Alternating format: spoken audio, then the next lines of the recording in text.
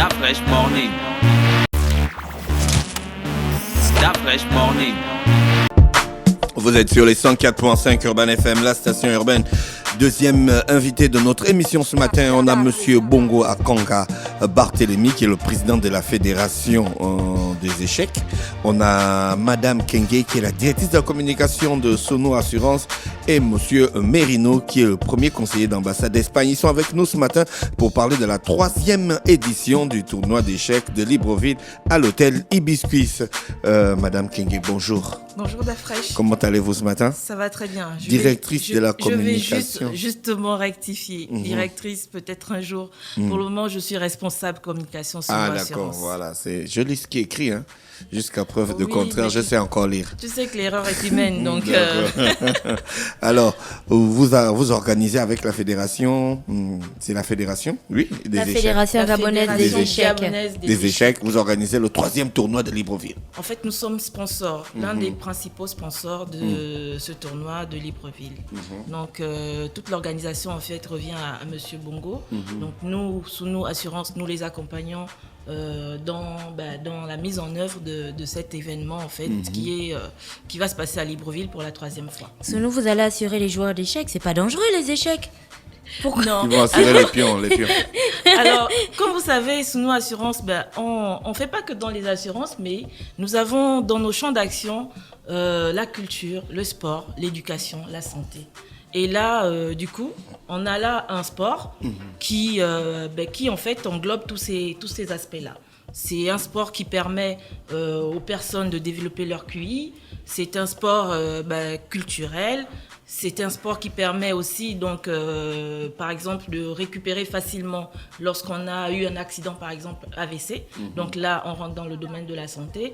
Et donc, c'est un champ d'action, en fait, qui, pour nous, a vraiment une réelle valeur ajoutée. C'est pour ça que nous avons souhaité accompagner la Fédération gabonaise des échecs pour l'organisation de cette 3e édition. Monsieur Bongo Akanga Barthélémy, bonjour. Oui, bonjour. Vous êtes le président de la Fédération gabonaise des échecs. Oui. Ça existe depuis combien de temps? Bon, la fédération existe depuis, on va dire, 1998, mais en fait, elle était d'abord Association pour le développement des échecs au Gabon.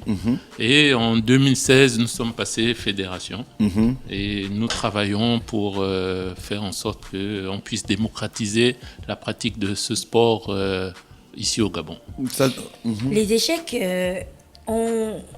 l'idée reçue, l'idée commune, c'est que c'est très difficile, que c'est pas forcément un sport accessible en fait pour toutes les couches. Pour le commun des mortels. Voilà, pour le commun des mortels. Je veux dire, à Noël, on offre, désolé pour la pub, on offre du Scrabble, on offre du Ludo. Dans les quartiers, on conçoit soi-même la dame avec des pions noirs et blancs et ce genre de choses. Mais les échecs, voilà, des capsules, des bouchons de bière.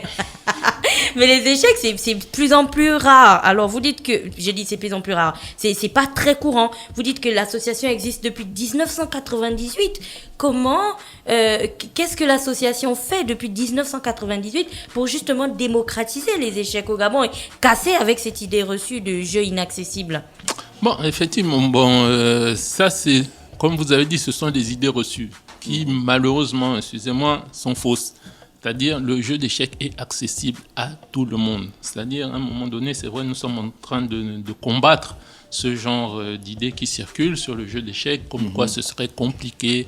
Mais comme vous l'avez si bien dit, Madame Kenge, responsable de Sono Assurance, c'est un jeu qui est très bénéfique pour notamment les enfants et même les adultes. Et comme elle vous l'a si bien expliqué, c'est-à-dire quand on a un déclin cognitif, c'est-à-dire même, et ça c'est pas moi qui le dis, ce sont les scientifiques qui ont fait des études, ils se rendent compte que, voilà, c'est-à-dire les personnes âgées, ça permet de lutter contre Alzheimer. Bon, au niveau des enfants, ça lutte contre les enfants, ça leur développe des compétences, notamment la concentration, la mémoire, entre autres.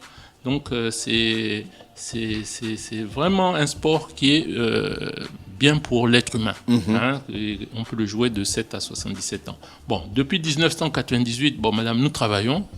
Malheureusement, on va le dire à pas d'escargot, lentement mais sûrement, pour démocratiser ce jeu-là auprès de la population gabonaise. Donc, nous organisons des tournois, nous organisons des séances d'apprentissage. Bon, mais malheureusement, on n'arrive pas à la mayonnaise n'arrive pas à prendre. C'est-à-dire, en 2014, bon, nous avons été ravis d'apprendre que le gouvernement au Conseil des ministres avait pris la décision d'introduire ça dans les écoles. Malheureusement, ça n'a pas suivi. C'était après le passage d'Afrique, ton joueur d'échecs préféré, là, voilà, Kasparov, voilà, en 2014. Kasparov, c'est ça, c'est Gary. Ouais, Gary Kasparov. Gary Kasparov, Voilà, il était au Gabon. Voilà, effectivement. Donc, on avait signé. Donc, ça devait se faire depuis 2014. Malheureusement, les soutiens depuis, on ne les a pas vraiment. On n'a Mais pas les soutiens, vous pouvez aller acheter les jeux, les tables d'échecs, même en Chine, et puis vous partagez ça dans les écoles. Hein. Vous avez, le soutien que vous attendez là, c'est quel soutien? Non, vous savez, avec le Juste la décision de dire à un établissement de mettre ça dans... D'ouvrir ses portes à la fédération? Non. C'est pour vraiment accélérer le développement des échecs avec l'État. C'est-à-dire, le Gabon, c'est un pays qui fait partie du monde planétaire. C'est-à-dire, ça se fait aux États-Unis, dans les plus grands pays aujourd'hui. Mais ça dépend aussi de, on appelle ça comment, de la responsabilité des joueurs. L'actuel directeur général de l'ANPI, c'est un champion d'échecs. Il y a des hauts cadres du Trésor qui, quand j'étais à Lyon, je les voyais, ils avaient des clubs d'échecs, des tournois d'échecs. Pourquoi maintenant les jeux d'échecs est devenu comme quelque chose qui a disparu de la circulation, alors que ces gars-là, c'est des grands joueurs d'échecs? Pourquoi ils participent à la vie du monde des échecs au Gabon? Je pense que vous pouvez leur poser la question. Tous les jours, on les sollicite. Quelquefois, bon, ils sont pris par leurs agendas respectifs. Mais quand ils le peuvent, ils nous soutiennent dans ce développement. Pas plus tard que hier ou avant-hier, ils m'ont envoyé encore un texto m'informant que l'Expo Dubaï 2020, par exemple, organisé sous le pavillon de l'ambassade d'Espagne, je pense à Dubaï, va organiser un jeu d'échecs, un tournoi d'échecs en ligne. Les phases finales vont se passer sur Internet et puis, comment dire ça, les phases qualificatives, excusez-moi, et la phase finale à Dubaï en 2021. Super. Voilà. Non, donc vraiment, c'est quand ils peuvent. Et puis, bon, nous savons aussi, que la situation économique actuelle est un peu difficile ici au Gabon. Mais, Comment va se passer concrètement le tournoi? Parlons du tournoi, puisque il est question de la 3e édition du tournoi d'échecs de Libreville. Oui. Comment ça se passe concrètement? Comment on fait? On vient, on s'inscrit et puis on joue contre un gars. Voilà, les gens s'inscrivent et puis le 30 mars à 15h, donc on va après les cérémonies d'ouverture et puis il y aura la première ronde et les joueurs vont jouer, c'est-à-dire... S'il y a 100 personnes qui sont inscrites, ça se passe comment? Non. Disons que là, on attend environ 50 personnes. On espère avoir 50 personnes. Donc, il y aura... Combien de catégories? Non, toutes les catégories. C'est-à-dire une femme peut jouer avec un homme. Je veux dire, vous en avez combien? Vous avez une catégorie de femmes, une catégorie d'enfants? Non, c'est chacun qui joue avec... Il n'y a qu'une seule catégorie. Une seule catégorie. Vous avez 50 ans, vous pouvez jouer avec un enfant, il a 7 ans. Kasparov va jouer avec les gars de 8 ans. C'est comme ça. Kasparov va jouer avec les gars de 8 ans. Monsieur le premier conseiller de l'ambassade d'Espagne, Monsieur Merino, quel est votre rôle dans cette organisation? Donc, merci beaucoup. L'ambassade d'Espagne soutient ce tournoi. On a soutenu l'année dernière un tournoi dans un format un peu plus réduit, qui était le tournoi Ruy López de Segura, du nom d'un célèbre joueur d'échecs et vulgarisateur de ce jeu au XVIe siècle. L'ambassade d'Espagne en fait soutient ce tournoi puisque l'Espagne est très engagée en tant que pays avec le jeu des échecs. Monsieur Bongo l'a bien signalé, on organise à l'Expo Dubaï 2020 un tournoi d'échecs pour scolaires. Mais il faut le dire aussi, l'Espagne organise 1000 tournois d'échecs par an en Espagne. Donc c'est un pays leader au monde dans l'organisation de tournois des échecs. Et ce aussi parce qu'il y a une tradition des échecs en Espagne. Les jeux d'échecs ont arrivé en Espagne par les Arabes. Et les règles actuelles du jeu d'échecs ont été définies au 15e et 16e siècle, surtout en Espagne, après aussi en Italie, à Rome. Mais les premiers livres d'échecs ont été publiés en Espagne au 15e siècle, et ces règles sont maintenues aujourd'hui. Donc si on voyageait dans le temps au 15e siècle, on pourrait jouer une partie d'échecs avec un des maestros de l'époque, et ce seraient les mêmes règles, il n'y aurait pas de grande différence. Donc c'est vraiment ça qui a une très grande valeur dans ce jeu. Et puis l'Espagne aussi est très, très engagée avec le développement de ce jeu parmi le public scolaire. Justement parce il y a de nombreuses études qui démontrent en fait les grands avantages que cela a pour le développement de l'intelligence, de la stratégie, de la pensée stratégique, de la concentration. Donc en fait, pour ce tournoi de Libreville, on a voulu particulièrement sponsoriser les prix qui sont décernés aux catégories des plus jeunes, donc les moins de 18, les moins de 16, voilà, et aussi aux femmes. Donc il y a un prix particulier à la meilleure joueur, meilleure participant féminine. Donc ce pourquoi, parce qu'on veut contribuer à la promotion de ce jeu parmi des publics parmi lesquels il n'est pas tellement développé aujourd'hui au Gabon. D'accord. Vous avez dit que les échecs, c'est véritablement une culture en Espagne. J'ai envie de vous demander, selon vous, vous venez d'Espagne, comment se matérialise en fait cet amour ou cette implication pour le jeu d'échecs en Espagne? Vous avez près de 1000 tournois par an. Comment ça se matérialise? Est-ce qu'il y a des jeux d'échecs à tous les coins de rue? Est-ce que dans les parcs, par exemple, on peut retrouver des tables pour jouer des échecs? Est-ce qu'il y en a dans les écoles?